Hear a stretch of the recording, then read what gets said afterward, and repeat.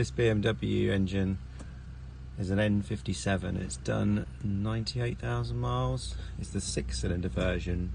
It's a cold start on this car. You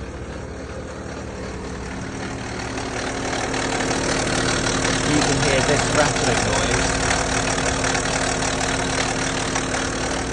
from the top of your cylinder head or the back of the engine. Then it's a big alarm bell that you've got a lot of play in the timing chains, which are located at the rear of the engine. The BMW 4-cylinder tends to make more of a rattling noise with the chain, but the 6-cylinder tends to make this noise, and it echoes through the top of the cylinder head. This is a big warning that it's time to change the timing chain.